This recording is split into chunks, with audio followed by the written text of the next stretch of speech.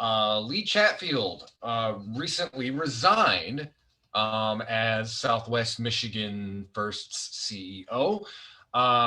Now, obviously, there's a larger like capitalist critique I could go into about how like, well, the actual economic mechanisms of Southwest Michigan First are still in place, and they're still trying to shove that event center down our throat, and they're probably just going to try to find a friendlier face to enact their agenda. But I don't want to get endlessly cynical. This is a win, and it was the direct result of a huge public backlash and response.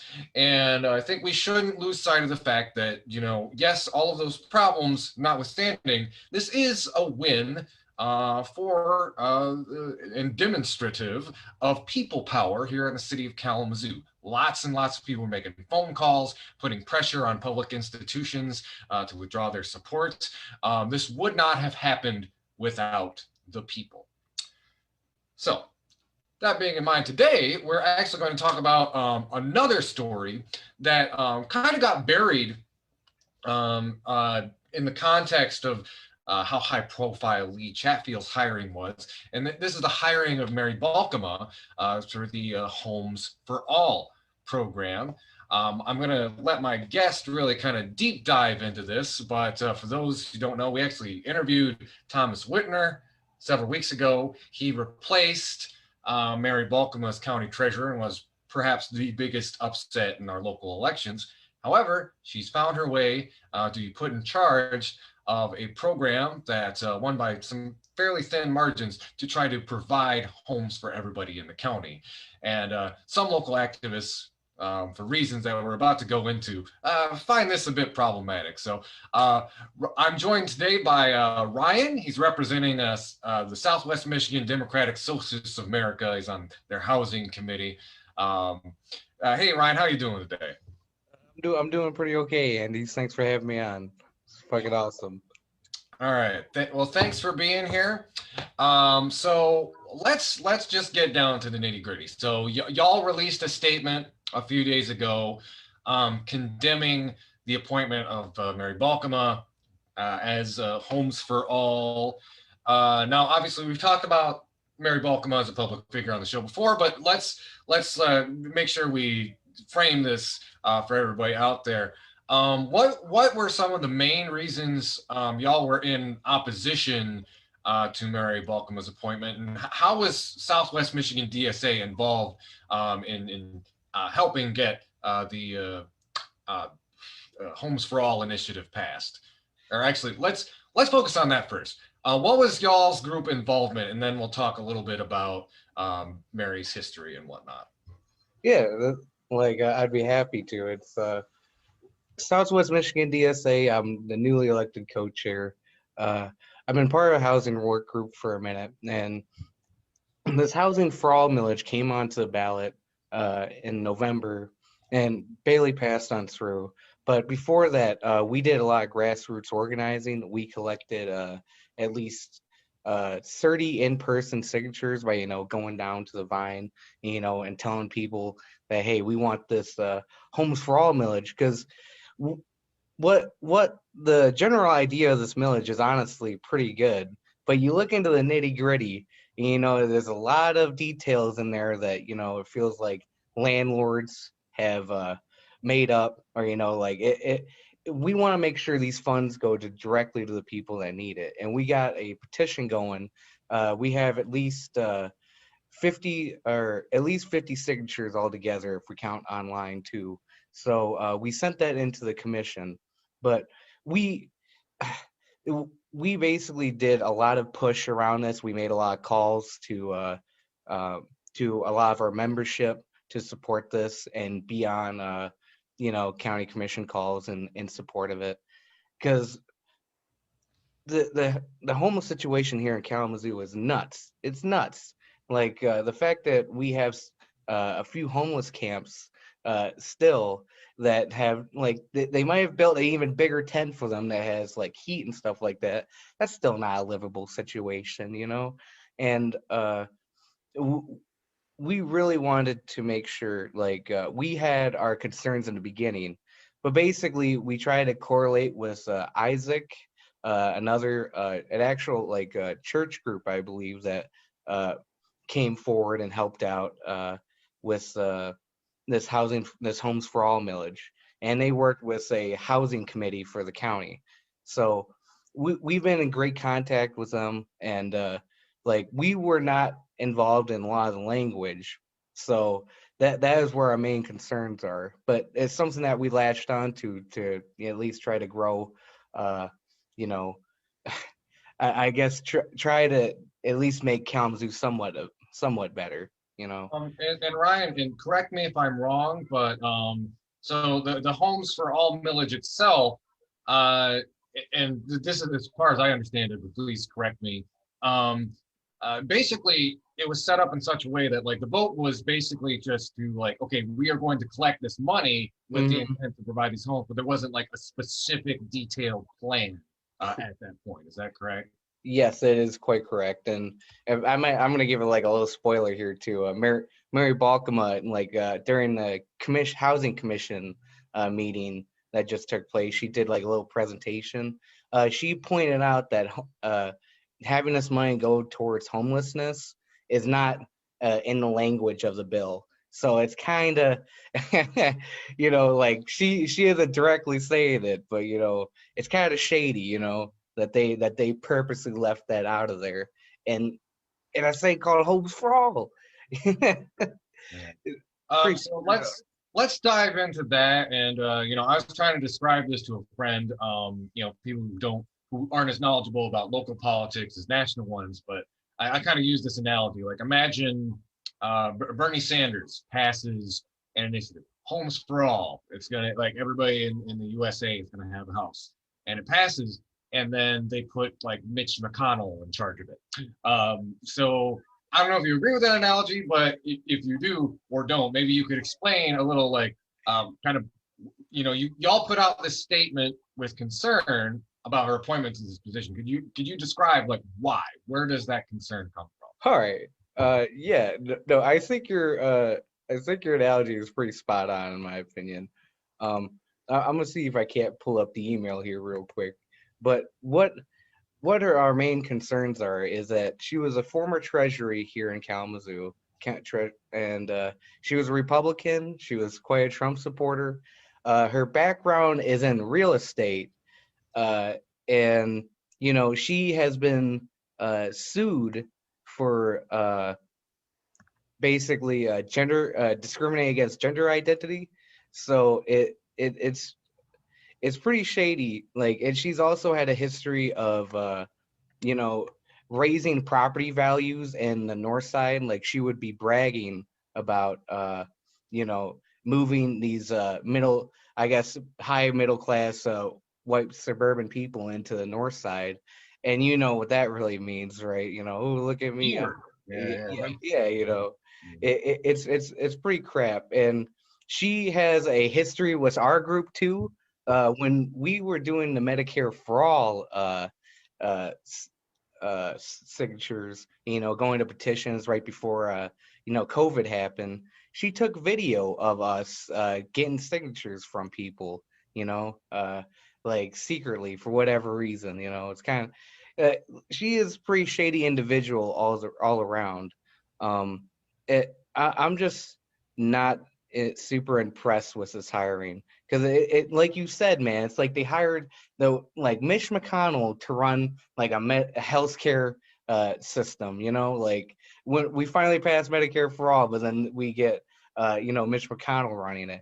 So you're telling me Mary Balkema is gonna be you know financially inclined to do the right thing? We as Southwest Michigan DSA have come out strongly against it. Uh, it's quite sickening, to like have something that we worked and we had like, I don't know, at least some sort of positive things. We really want this to go towards something, but it's super discouraging when they have somebody like Mary Balkema.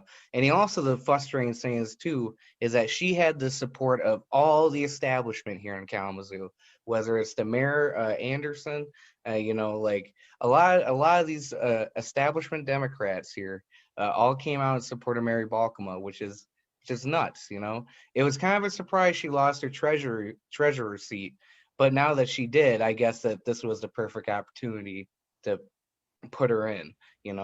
But it seems like it's their own way of sabotaging something that could go towards good. Yeah, they got to have a little bit of corporate oversight and Of program course, that of help you. course. But yeah, I think it is important too. A lot of times, especially at local level, all this gets wrapped up into like personality politics. You make a systemic critique of someone, and you're like, oh, you're just being mean or cruel or whatever. But what is very interesting to me is you have somebody with a history that just as possibly even more toxic than Lee Chatfield. She's taken selfies with Joe Arpaio, the fascist sheriff from Arizona. Hmm. She like you mentioned, she was a Trump delegate. She's got the history of like it's in the record of like housing discrimination against both LGBTQ and black folks, etc. Hmm. Now, I will say, like, towards the tail end of her tenure, she was starting to do a lot of work around, like, preventing tax foreclosures. That's a discussion for another day, if that was from Hmm. politics or from genuine impetus. But what is your take on, like, why are these two figures viewed so differently? And, the fact that you mentioned, like, Mary Balkema has this institutional backing in the region, like, why is one different than the other? Yeah, I think it's just because of how like embedded this kind of civility politics is here in local governments. Once you become in a certain position for a long time, you do kind of start to make friends, and on a more local level, I imagine it's a little bit more intimate, and these people begin to like each other, even they look past their overall political differences, even though it goes to show you that a lot of these so-called Democrats that are, for sort of this change, when Mary Balkema, somebody that's nice, cordial, and like they're pretty friendly with them, but has a lot of horrible opinions and has a checkered past. It goes to show you that how much they really care about this. Like how much are they really committed to change? That they're willing to put someone like that, and like instead of somebody that's high, like maybe they thought Mary Balkema was going to be best for the job, maybe to keep things uh, the same. But like, because she's a former real estate agent, so maybe she can, I don't know, Um, build if you don't homes. mind, I wanted to interject too. For those not familiar with the process, so the county commissioners themselves did not select Mary Balkema. It was this very just opaque selection. Just like a handful of people who were just like, okay, we are going to Yeah, put this person in charge of one of the most important housing programs the county has ever passed. Um, yeah. so there's like no direct democratic link between the people who actually live here and that choice. Which is super crazy because the people on the county commission, it seems like what could have gone like an actual victory in a local level, for people to get homes, man, an actual victory is just squashed by just a few other people, and everything would have gone right too. Like if they allowed the county commissioners side to put on there, it would have, I at least imagine hopefully that they would have you know a lot better person running it. But like what you said is true, man. Like it seemed like everything was set up ready to go, and then like they had this game plan set up to where at the last minute they could just flick it like that, almost like they could turn the tide. It, it, it bugs me, man. It really does, especially with someone like Mary Balkema, man. And seeing all this establishment power, man. It seems like when we finally get the upper hand, somehow they, try to squash it back down again. Mm-hmm. So, I think it's worth, I kind of started this talking about a different local story, another kind of reactionary political figure who got the bums rush, for more or Hmm. less. Now there are a lot of people in the community talking about like, can we apply those same tactics to Mary Balkema? Some people might think that might be like a bridge too far because of some things you mentioned about like how she's civility politics, and she's for whatever you can say, Mary versus like Lee Chatfield, Mary does live here, which for people like say Mary Anderson, Bobby Hopewell, it's like if you live here and you're polite, then yeah, oh, your politics, whatever. So a lot of people are talking about tactics. I know y'all came out with your statement, and you had people calling in to the county commission. Um, I don't know if y'all have like a stance as an org, or just maybe you want to speak personally to a lot of people are asking like, what do we do about this? And I don't think anybody has like a concrete plan, but just what do you say to folks who are just like, what can we do to either like, should the goal be to make Mary resign? Should it be to like hold her accountable to certain policies? What are your thoughts on that, Ryan? Well, personally for me, my goal, I wish that she would just resign, get the heck out of here, never see her again, pack up, leave Kalamazoo.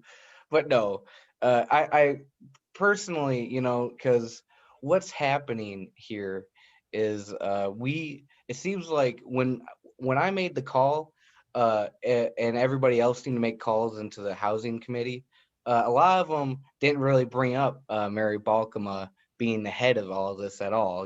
I was the only one that raised concerns about it. So it's kind of worrying, like so what we would have to do. In my call, I said, I have a lot of concerns about Mary.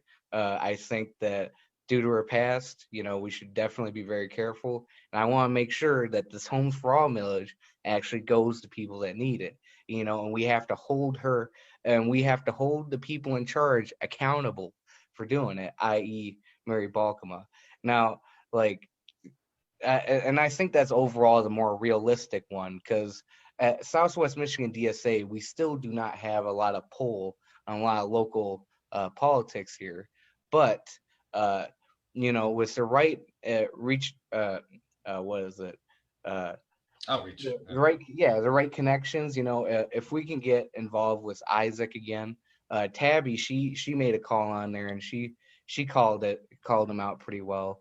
Like, we want to make sure that if we can develop a coalition of people, and so a coalition of all these groups that made this Homes for All millage happen, and we can all come together and hold her accountable.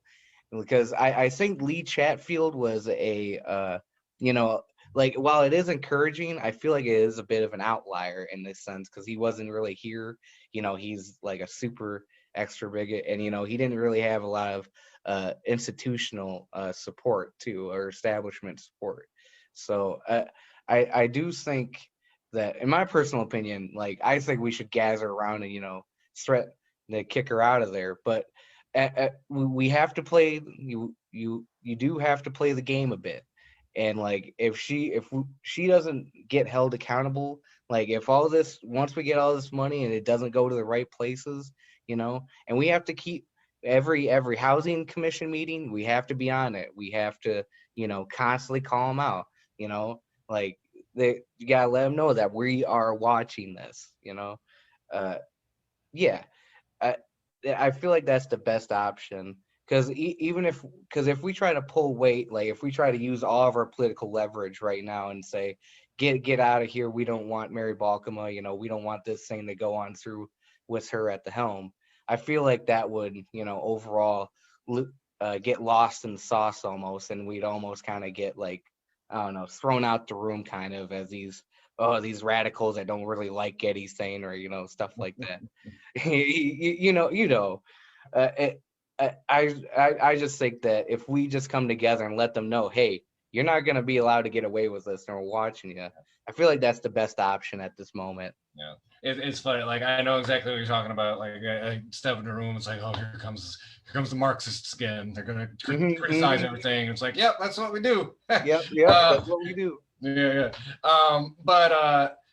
So hold on, I don't have a brain fart. Okay, yeah.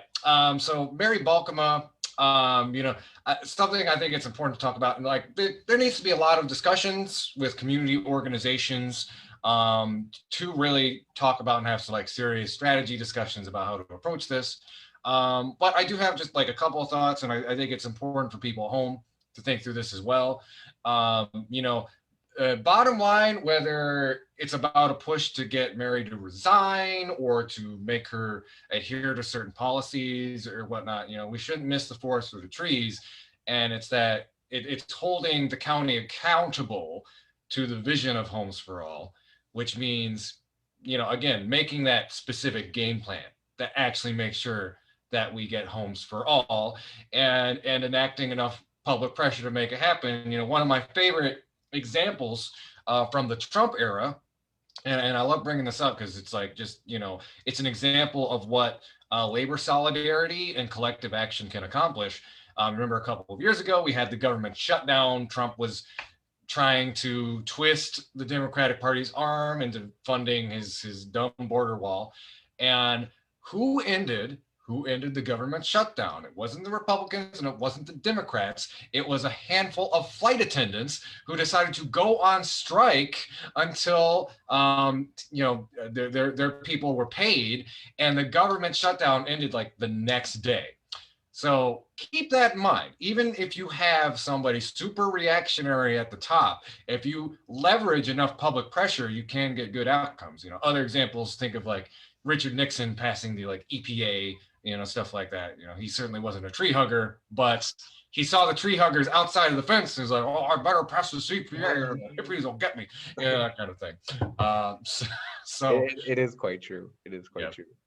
All right. So, Ryan, do you have any I know that was kind of like a longer term thing, but I want to make sure suggestions for people, like should they go like visit the Southwest Michigan DSA page for updates, anything like that? Yes, definitely join your local DSA chapter. If you're part of Southwest Michigan, anywhere around Kalamazoo or just anywhere in our vicinity, come join us. We have a lot of members.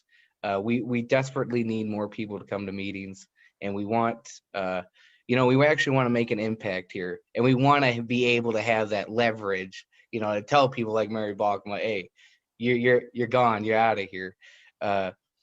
We do have our Facebook page at Southwest Michigan DSA, and I believe our Twitter is also at SW South. Yeah, I actually want to mention this is kind of unrelated, but it's something that I kind of wanted to mention just because I know a big part of our audience are like local organizers and stuff.